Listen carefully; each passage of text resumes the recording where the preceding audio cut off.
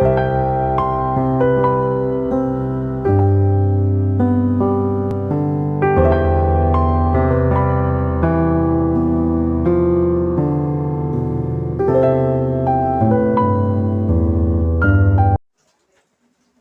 Morning students, నేను మీ Ganesh sir.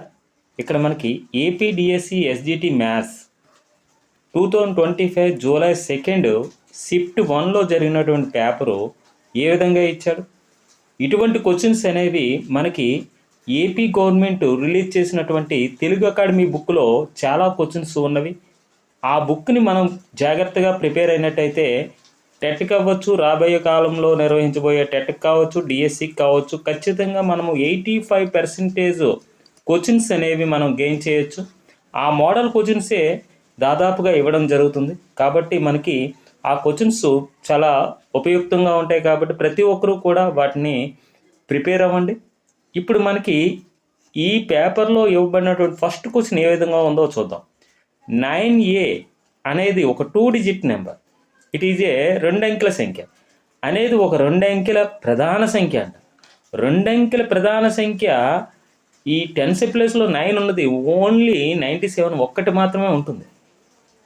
2 అంకెల ప్రధాన సంఖ్య అయ్యి ఉండి 10th ప్లేస్లో 9 ఉన్నది, ఒకే ఒక సంఖ్య ఉంది, అది 97. అంటే ఏ ప్లేస్లో ఏముంది? ఇక్కడ 7 ఉంది.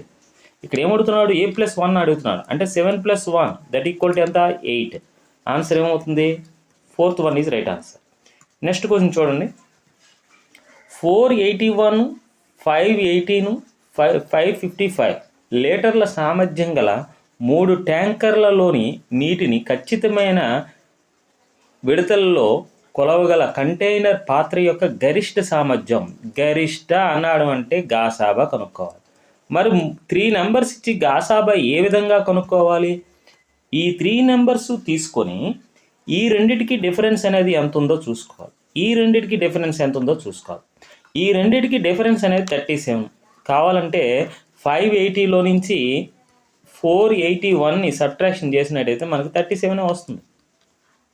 అదేవిధంగా ఈ రెండింటికి డిఫరెన్స్ అంటే 555లో నుంచి 518ని సబ్ట్రాక్షన్ చేసినట్టయితే ఈ రెండింటి డిఫరెన్స్ కూడా 37 వస్తుంది.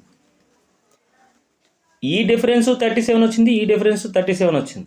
ఈ 37కి ఈ 37కి గాసాబా కట్టండి భాగాహార పద్ధతిలో.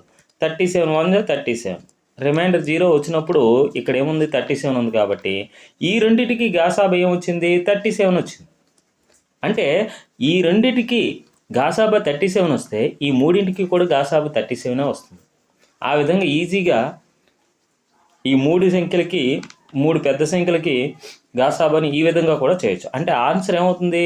Option 4th one is right answer అవుతుంది. నెక్స్ట్ క్వశ్చన్ చూడండి. డజన్ సబ్బుల ధర ఖరీదు ₹153.60. అయితే అటువంటి 17 సబ్బుల ఖరీదు ఎంత అని అడిగాడు. డజన్ అంటే ఎంత? 12 సబ్బులు అనమాట. 12 సబ్బుల ఖరీదు ఎంత? ₹153.60. కానీ ఆడు 17 సబ్బుల ధర అడుగుతున్నాడు. అంటే సబ్బులు కాస్త పెరిగినట్టయితే సబ్బుల యొక్క కాస్ట్ కూడా పెరుగుతుంది. అంటే ఒక చరరాశి పెరిగినట్టయితే ఇంకో చరరాశి కూడా పెరుగుతుంది. అలాంటి సంబంధాన్ని అనులోమానుపాతంలో ఉందని చెప్తాం. అప్పుడు ఏం చేయాలి? క్రాస్ మల్టిప్లై చేయాలి. అంటే ఈ రెండు గుణించాలి, వచ్చిన దాన్ని 12 చేత భాగించాలి. అంటే 153.60 × 17/12. 12 చేత భాగిస్తే ఇప్పుడు 12 1 12, ఇంకా 3 మిగిలింది.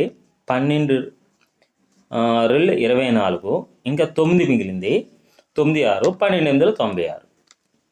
అంటే ₹12.80 అన్నమాట. దీన్ని ఈ 17 చేత మల్టిప్లై చేయాలి మనం. అంటే ₹12.80ని 17 చేత మల్టిప్లై చేస్తే ఏమొస్తుంది? ₹217.60 రావడం జరుగుతుంది.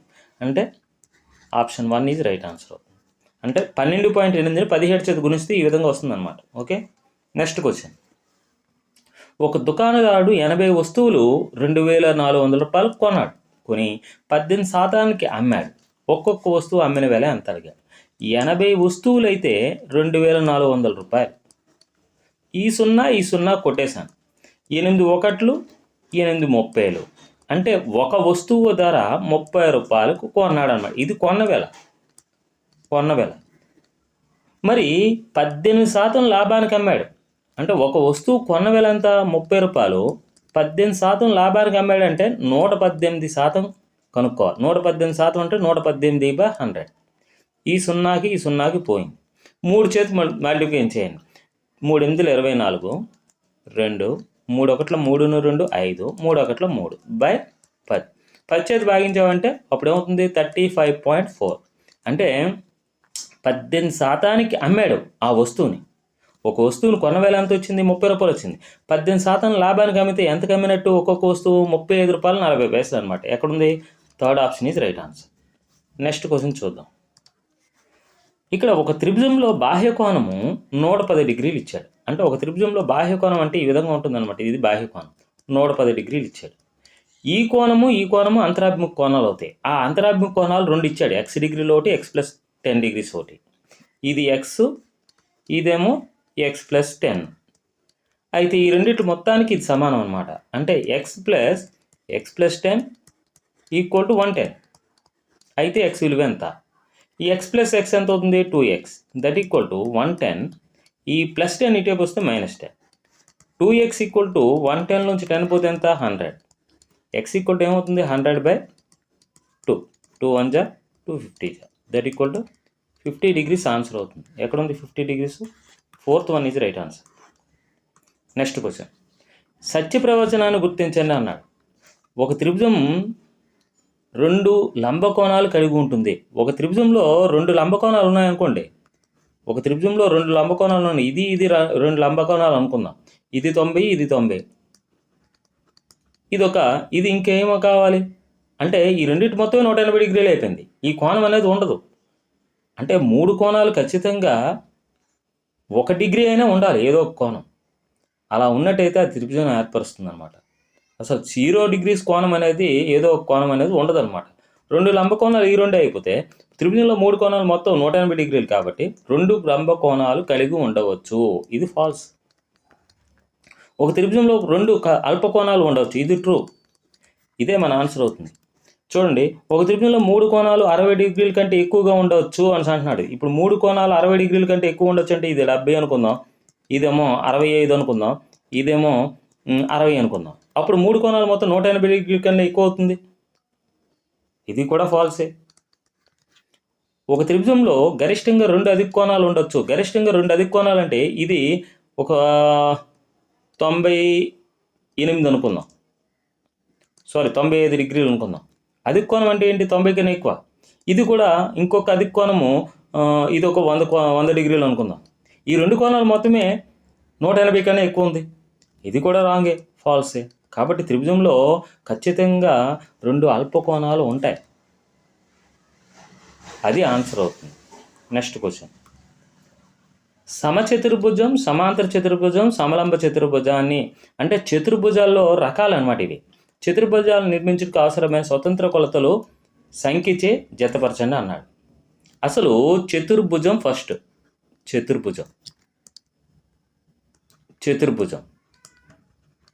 చతుర్భుజంలో రకాలు ఫస్ట్ది ఏంటి? ట్రెపీజియం. ఆ తర్వాత ఏంటి? సమాంతర చతుర్భుజం. దీని నుంచి ఉద్భవించినవి 2. ఒకటి దీర్ఘచతురస్రం అయితే ఇంకొకటి రాంబస్. ఈ రెండిట్ల నుంచి ఉద్భవించింది చతురస్రం. చతురస్రం అనమాట ఇది. చతురస్రం నిర్మించడానికి ఒక స్వతంత్ర కొలత చాలు. దీర్ఘచతురస్రాన్ని నిర్మించడానికి 2 స్వతంత్ర కొలతలు కావాలి. అదేవిధంగా రాంబస్ను కూడా నిర్మించడానికి 2 స్వతంత్ర కొలతలు కావాలి. 1 2 2. ఇదేమో సమాంతర చతుర్భుజం నిర్మించడానికి 3 స్వతంత్ర కొలతలు కావాలి. ట్రెపీజియంకి అయితే 4 స్వతంత్ర కొలతలు కావాలి. చతుర్భుజంకి అయితే 5 స్వతంత్ర కొలతలు కావాలి. ఇప్పుడు ఈ ఆర్డర్ అనేది మనకు తెలిసినట్టయితే చతుర్భుజంలో రకాల్లో ఫస్ట్ది ఏంటి? ట్రెపీజియం అంటే ఒక జత ఎదురుభుజాలు సమాంతరాలు. ఇక్కడ 2 జతల ఎదురుభుజాలు సమాంతరాలు. సమాంతర చతుర్భుజంలో ఒక్కొక్క కోణం 90 డిగ్రీలు అయితే దీర్ఘచతురస్రం అవుతుంది. సమాంతర చతుర్భుజంలో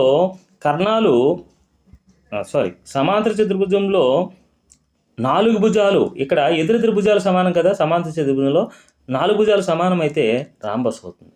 ఈ రాంబస్లో ప్రతి కోణం 90 డిగ్రీలు అయితే చతురస్రం అవుతుంది.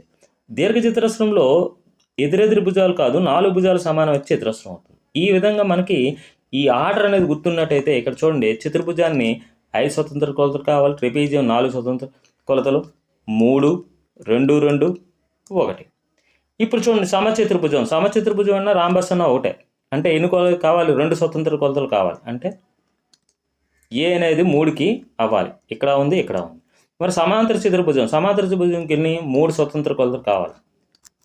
అంటే ఇది బి 1కి. ఇక సమలంబ చతుర్భుజం అయితే సమలంబ చతుర్భుజం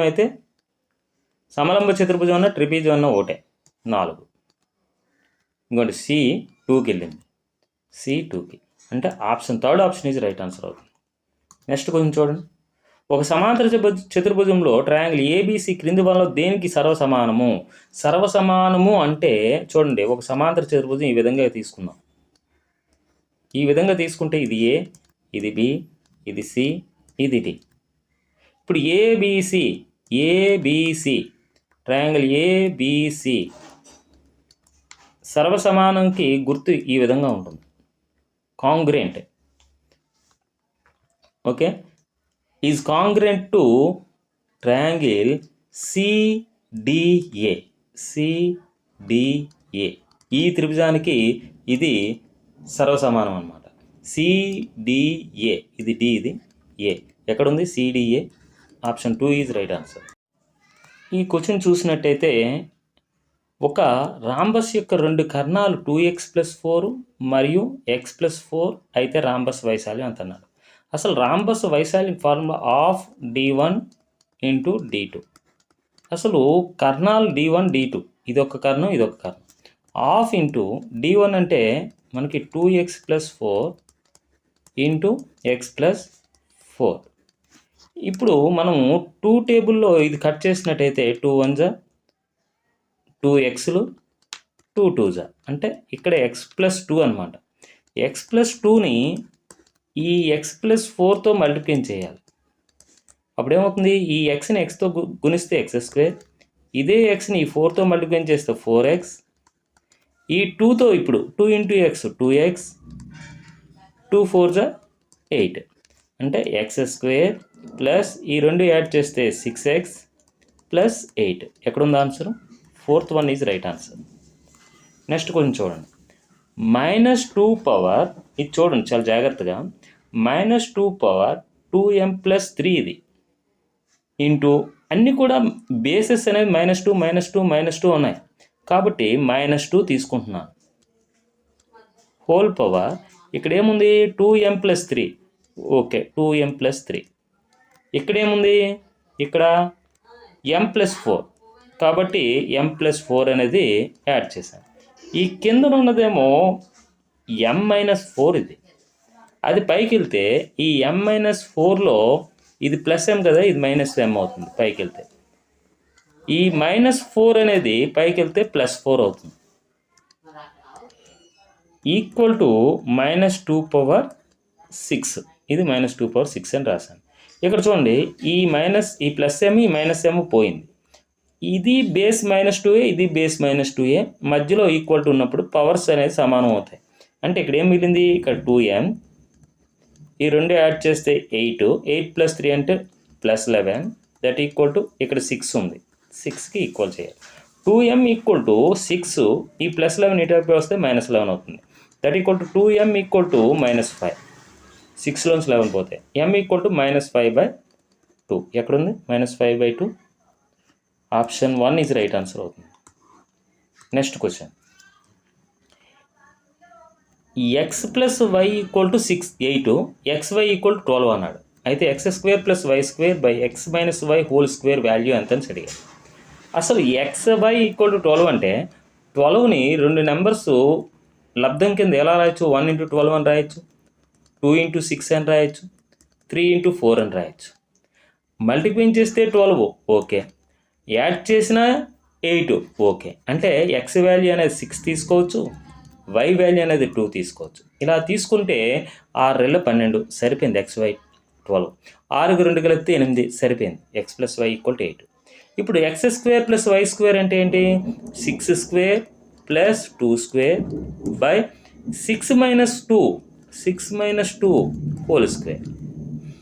6² అంటే 36, 2² అంటే 4 బై 6లోంచి 2 పోతే 4, 4² అంటే 16. దట్ ఈక్వల్ టు ఈ రెండు యాడ్ చేస్తే ఎంత 40/16. 8 ఎక్కల్లో పోతుంది, 8 2 16, 8 5 45. 5/2 అనేది మన ఆన్సర్. ఎక్కడుంది 5/2? Third option is right answer. Next question.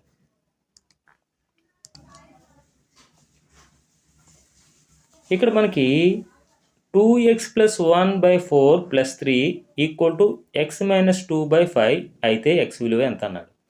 ఇక్కడ మనకి ఏం చేయాలంటే 2x + 1 అంటే ఇక్కడ కింద 1 ఉన్నట్టు, 1కి 4కి ఎల్సిఎం ఏమవుతుంది? 4 అవుతుంది. ఇప్పుడు ఈ 4తో మల్టిప్లై చేస్తే 4 3 = 12. That equal to x - 2/5. ఇప్పుడు ఇది 2x, ఇది 2x, ఇది 2 కలిపితే 13. 2x + 13. ఈ 5 అనేది దీన్ని మల్టిప్లై చేస్తుంది ఇటేపు వచ్చి 5. ఈ 4 అనేది ఈ x - 2ని మల్టిప్లై చేస్తుంది. ఓకే, ఇప్పుడు 5 2 10x, 5 13 65. That equal to 4 × x 4x - 4 2 = 8. ఇప్పుడు ఏమవుతుంది? ఈ 10x వైపు 4xని తీసుకురా. 10x - 4x that equal to ఇక్కడ -8 ఆల్రెడీ ఉంది, -8. ఈ +65 ఇటేపు వస్తే -65. ఓకేనా? ఇప్పుడు ఏమవుతుంది? 10xలోంచి 4x పోతే 6x ఈక్వల్ టు ఈ రెండు మనకి ఏమవుతుంది? -73. x ఈక్వల్ టు ఏమైంది? -73/6 రావడం జరిగింది. నెక్స్ట్ కొంచెం చూద్దాం. 12,405 గ్రాములు కిలోగ్రాముల్లో అన్నాడు. 12,405 గ్రాములు. అసలు కిలోగ్రాము గ్రాములన్నీ 1000 చేత భాగించినట్టయితే ఇది కిలోగ్రాములో కన్వర్ట్ అవుతుంది. అప్పుడు ఇక్కడ 3 సున్నాలు ఉన్నాయి కాబట్టి ఒకటి పక్కన 3 సున్నాలు ఉన్నాయి కదా, 3 స్థానాల తర్వాత పాయింట్ పెట్టాలి. అంటే 12.405 కిలోగ్రాములు కేజీ. ఎక్కడుంది? 12.405 ఆప్షన్ 2లో ఉంది. Okay, next question. ఒక సమాంతర చతుర్భుజంలో AB = 24 సెంటీమీటర్స్, BC = 10 సెంటీమీటర్స్ మరియు CDకి అనురూప ఎత్తు అనేది 6 సెంటీమీటర్లు అయిన భూమి ADకి అనురూప ఎత్తు ఎంత అని అడిగాడు. ఒక సమాంతర చతుర్భుజాన్ని ఈ విధంగా నేను గీస్తున్నాను. గీసిన తర్వాత ఇది AB, ఇది CD. AB ఎంత ఇచ్చాడు? 24 ఇచ్చాడు సెంటీమీటర్స్. BC ఎంత ఇచ్చాడు? 10 సెంటీమీటర్స్ ఇచ్చాడు. మరి ఇది AB అనేది 24 అయితే CD కూడా 24. BC అనేది 10 సెంటీమీటర్స్ అయితే ఇది కూడా 10 సెంటీమీటర్సే. ఇంకేమి ఇచ్చాడు? భూమి CDకి అనురూప ఎత్తు, హైట్ అనమాట, అనురూప ఎత్తు 6 అనమాట. అంటే దీని వైశాల్యం కావాలంటే ఇది భూమి, ఇది హైట్. అంటే 24 × 6 అనమాట దీని వైశాల్యం. ఈ ABCD సమాంతర చతుర్భుజం యొక్క వైశాల్యం. ఇది దేనికి అయితే ఏమంటున్నాడు? ADకి, ఇది AD, భూమి ADకి అనురూప ఎత్తు ఎంత అన్నాడు. ఈ ADకి అనురూప ఎత్తు అంటే ఇది ఎత్తు, ఈ హైట్ ఎంత అని అడుగుతున్నాడు. ఆ హైట్ కావాలంటే ఏం చేయాలి? అనురూప భూమి AD ఎంత ఇచ్చాడు? 10 ఇచ్చాడు. దీని యొక్క హైట్ ఎంత తెలియదు, ఆ హైటే కనుక్కోమంటున్నాడు. అంటే దీని యొక్క ఇది వైశాల్యమే, ఇది వైశాల్యమే, ఈ రెండు కూడా ఈక్వల్గా ఉంటాయి. అంటే 24 భూమిగా తీసుకొని హైట్ అనేది 6 తీసుకొని వైశాల్యం వచ్చింది ఎంత ఉంటుందో, భూమి 10 తీసుకొని దాని అనురూప ఎత్తు h తీసుకున్నా సరే వైశాల్యం అదే విధంగా వస్తుంది. ఇప్పుడు దీని ప్రకారం ఈ రెండు ఈక్వల్ కాబట్టి h ఈక్వల్ ఏమవుతుంది? 24 × 6/10. 6 4 24, 2 6 2 12 2 14/10. That equal to 14.4. ఎక్కడుంది? Option 1 is right answer. Next question చూడండి. ఒక ఘనం యొక్క సంపూర్ణతల వైశాల్యము 1296 చదరపు సెంటీమీటర్లు లేదా సెంటీమీటర్ స్క్వేర్ అయిన ప్రక్కతల వైశాల్యం అన్నాడు. అసలు ఘనం ఏ విధంగా ఉంటుంది? ఘనంలో అన్ని భుజాలు సమానంగా ఉంటాయి. ఘనం అంటే ఈ విధంగా ఉంటుంది ఘనం. అంటే దీనికి ఫార్ములా సంపూర్ణ తల వైశాల్యానికి 6s², దట్ ఈక్వల్ టు 1296 సంపూర్ణ తల వైశాల్యం. ఆడేం అడుగుతున్నాడు, 4s² అడుగుతున్నాడు. ప్రక్కతల వైశాల్యం ఫార్ములా ఇది. ఇప్పుడు s² ఈక్వల్ టు ఏమవుతుంది, ఈ 1296ని 6 చేత భాగించాలి. 6 రెళ్ళు 12, 6 ఒకట్ల 6, ఇంకా 3 6 మిగిలింది, 6 6 36. అంటే s² వాల్యూ 216 వచ్చింది. ఇక్కడితో ఆగి ప్రక్కతల వైశాల్యం 4s² ఫార్ములా 4 × s² వాల్యూ ఎంత వచ్చింది, 216.